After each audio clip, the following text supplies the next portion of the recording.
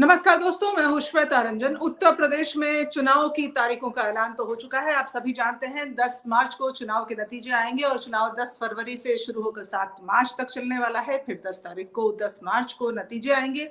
लेकिन उत्तर प्रदेश में जो चुनाव है ये बेहद दिलचस्प है, क्योंकि इस बार चतुर्कोणीय नहीं बल्कि आपके ये बाईपोलर इलेक्शन की संभावना ही पूरी दिख रही है। अब तक जब चुनाव सिर पर है तब तक भी, क्योंकि सपा और भाजपा ये दो पार्टियां ही हैं जो आमने सामने हैं। बिल्कुल सीधी लड़ाई इन दोनों के बीच में है। मैं आपको बताना चाहूंगी कि उत्तर प्रदेश में बीजेपी के लिए ये जो चुनाव होने वाला है एक हिंदुत्व की लेबोरेटरी के रूप में देखा जा सकता है इसको, क्योंकि ये जो चुनाव है ये तय करेगा कि हिंदुत्व की धारा कितनी मजबूत है। हिंदुत्व के नाम पर जो चुनाव जीतने लड़ने का भाजपा दावा लगातार करती आ रही है। कई राज्यों में उसके परिणाम भी आए हैं। भाजपा ने जीत भी दर्ज किया है और एक सबसे बड़ी पार्टी के रूप में उभर कर सामने आई है वो भाजपा। क्या उत्तर प्रदेश में ये जो एक टेस्ट है भाजपा का हिंदुत्व की लेबोरेटरी के रूप में, जहां उत्तर प्रदेश अभी देखा जा रहा है, वहां पर भाजपा के परिणाम क्या आएंगे?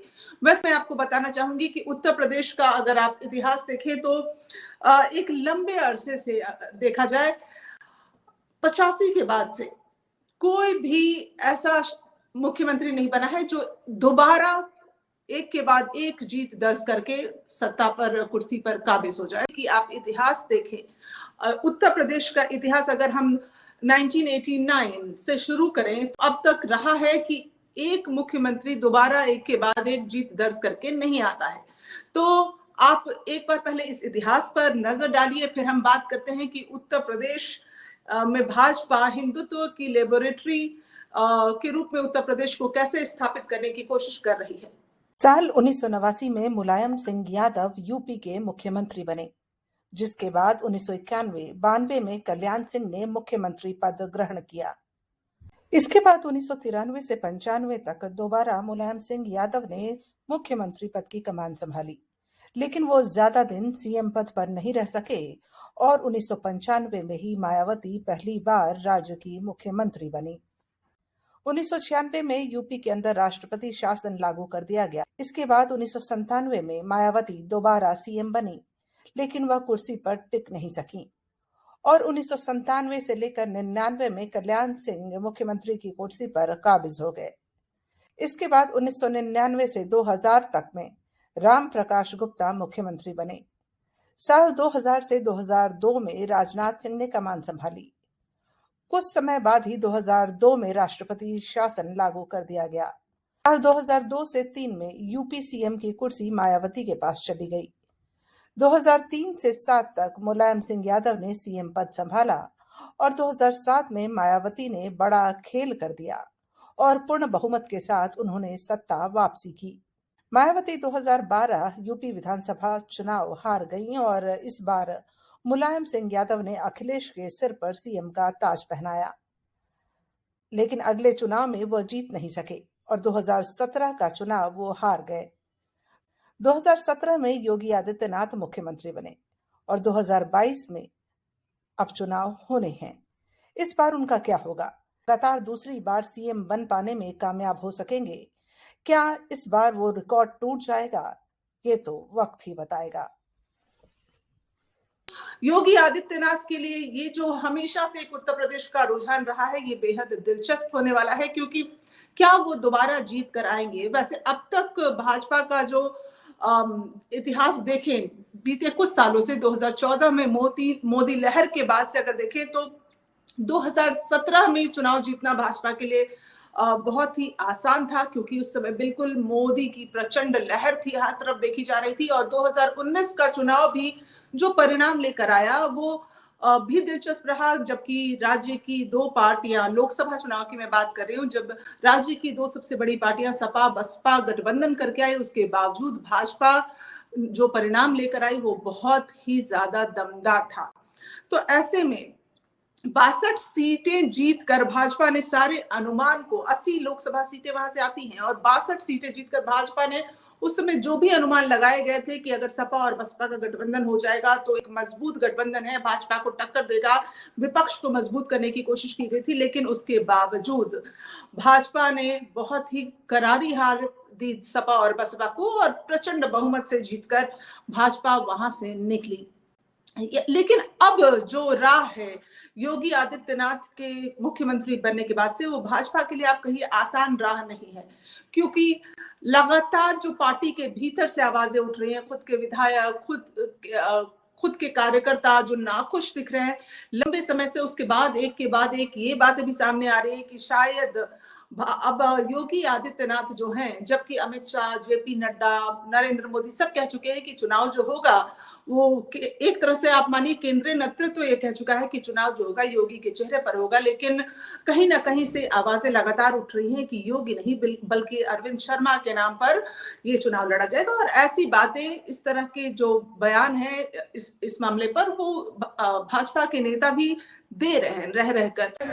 जैसे हमारे तिवारी जी ने कहा कि भविष्य में आने वाले वक्त में हमारे प्रदेश के शर्मा जी मुख्यमंत्री हो सकते हैं, इसलिए हम शर्मा जी को मुख्यमंत्री बनाने के लिए अपने बचे खुचे जो हमारा जीवन है, मैं आज संकल्प लेता हूं कि मैं इनके लिए काम करेंगे, अपने प्रदेश के लिए काम करेंगे, इस मऊ जिले की जनता के लिए काम करेंगे। भारतीय जनता से निवेदन करता हूं कि हम उत्तर प्रदेश के मुख्यमंत्री बनाने के लिए शर्मा जी के। तो कहीं ऐसा तो नहीं कि अब योगी वो चेहरा नहीं रह गए हैं, एक ये भी बात है। दूसरी मैं चाहूंगी कि आप देखें कि हालांकि योगी आदित्यनाथ कह रहे हैं कि 350 सीटें, 403 में से 350 सीटें भाजपा जीत कर आएगी, जिसकी उम्मीद कम ही लगती है। भाजपा हो सकता है जीत दर्ज करे, लेकिन भाजपा की जो स्थिति राज्य में डवाडोल हुई है, उसके बाद ये 350 का दावा जो योगी आदित्यनाथ कर रहे हैं विकास और राष्ट्रवाद के नाम पर, लेकिन जनता की आंखों में एक हद तक धूल झोंका जा सकता है।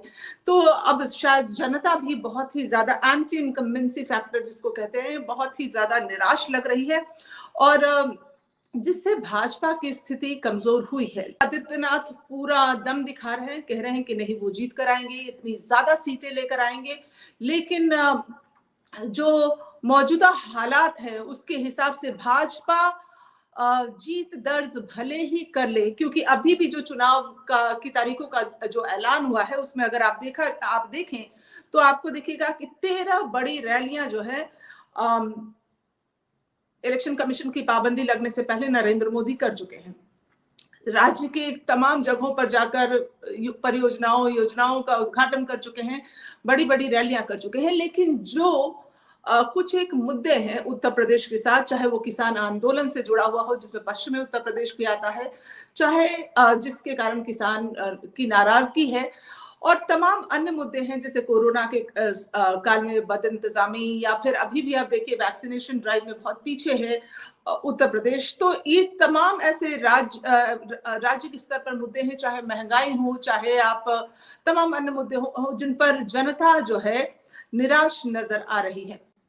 लेकिन भाजपा की कोशिश लगातार है कि हिंदुत्व के नारे को बुलंद किया जाए।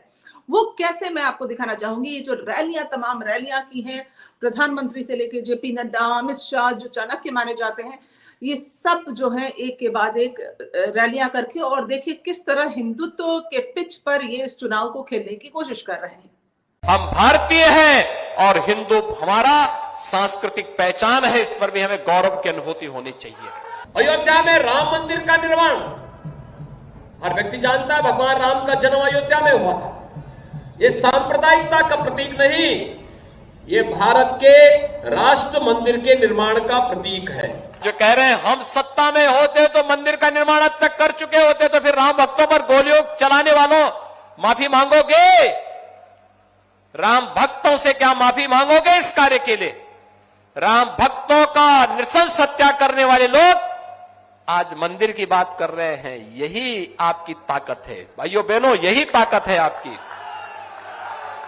इस समाजवादी पार्टी जिसने कार सेवकों पर गोली चलाई थी या नहीं चलाई थी? कार सेवकों पर डंडे चलाए थे या नहीं चलाए थे?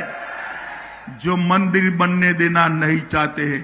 अखिलेश बाबू, जितना दम हो रोक कर देखो।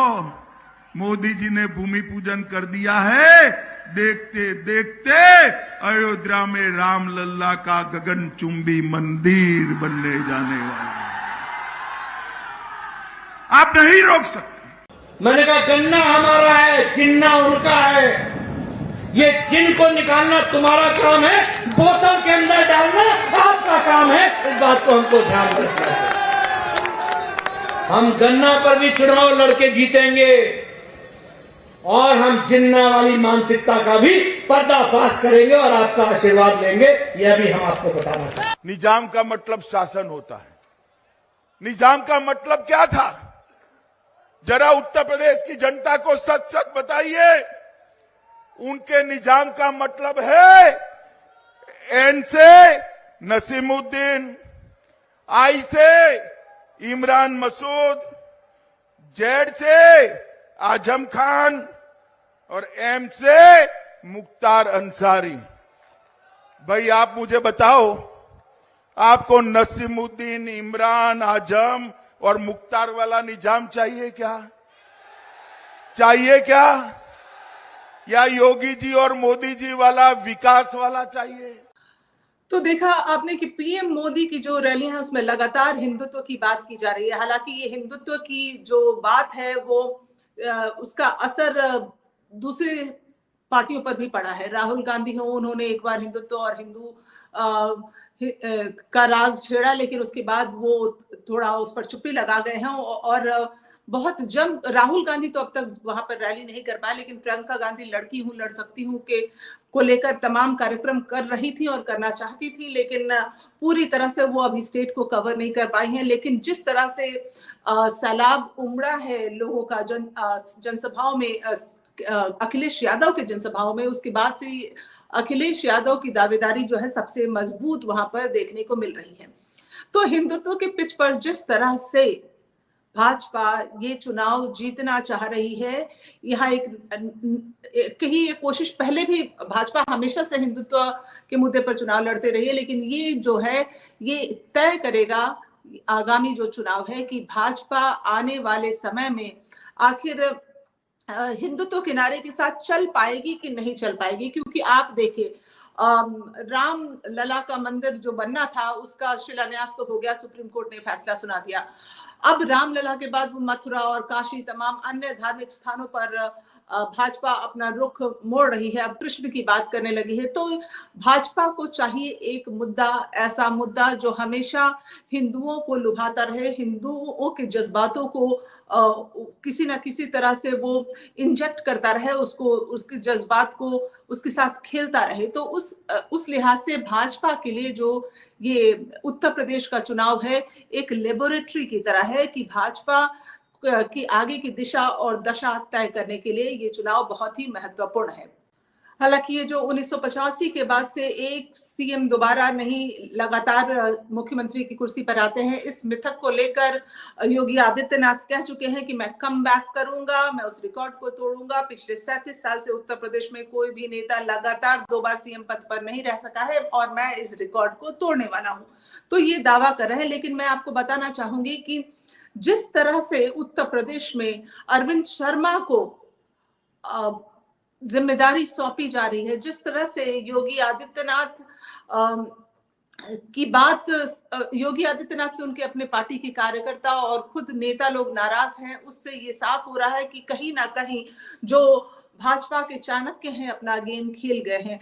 वो अरविंद शर्मा को लाना चाहते थे, पहले से ही लाना चाहते थे, लेकिन जिस तरह अरविंद शर्मा को जब उत्तर प्रदेश में इंट्रोड्यूस किया जाना था तो केशव मौर्य हो या तमाम और लोग हों, वो तो मिल लिए अरविंद शर्मा से, लेकिन योगी आदित्यनाथ ने अपनी नाराजगी दिखाई और जैसे कि वो एकदम वो जानते थे। सबसे बड़ी गलती क्या हो गई कि योगी आदित्यनाथ को हमेशा ये लग रहा था कि वो मोदी के कद के बराबर के नेता बन चुके हैं और प्रधानमंत्री पद के अगले दावेदार वही हैं और अमित शाह कहीं नहीं है। और ये बात अमित शाह को भी खली होगी, क्योंकि अमित शाह लगातार, जो आप कहिए, मोदी का साथ निभाते आए हैं और लगातार भाजपा को इतनी मजबूती तक उन्होंने पहुंचाया है, उसके बाद अगर योगी आदित्यनाथ खुद को अगला प्राइम मिनिस्टरियल कैंडिडेट समझने लगे तो ये बात भाजपा के चाणक्य को कभी सूट नहीं करेगी। तो इस तरह आप देखिए, अभी योगी को किसी ना किसी तरह से उनका किनारा लगाया जा रहा है उनको। हालांकि कैसे ये जनता के सामने ये बात को एक्सेप्ट किया जाए कि अब योगी के चेहरे पर चुनाव नहीं लड़ा जाएगा, तो अरविंद शर्मा को स्टेट लेवल पे लाया गया। और अरविंद शर्मा जो राज्य स्तर पर लोगों से मिलना, संगठन को मजबूत बनाने की कोशिश करना और लोगों की समस्याएं, उनकी निराशा, किस तरह चुनाव में दांव पेच खेल सकते हैं या किस तरह लोगों की जो समस्याएं हैं उनको नहीं सुनी गई, ये तमाम रिपोर्ट बनाकर सीधे प्रधानमंत्री को देते हैं।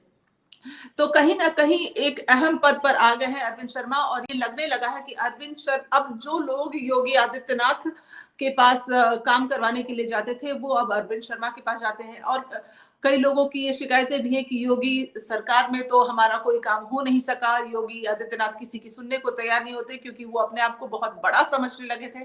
तो अरविंद शर्मा एक विकल्प के रूप में देखे जा रहे हैं। तो कहीं ऐसा तो नहीं कि योगी आदित्यनाथ जो है अब अगला सीएम चेहरा नहीं होंगे।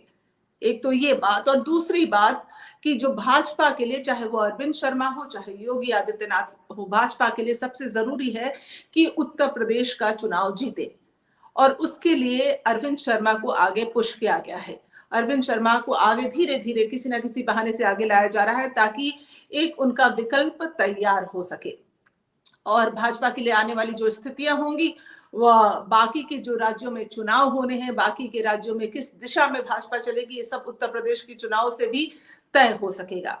आपको ये कार्यक्रम कैसा लगा हमें जरूर बताएं। आगे हमारे साथ जुड़े रहने के लिए हमारे चैनल को आप लाइक और सब्सक्राइब जरूर करें, और फिलहाल आप मुझे दें इजाजत। नमस्कार।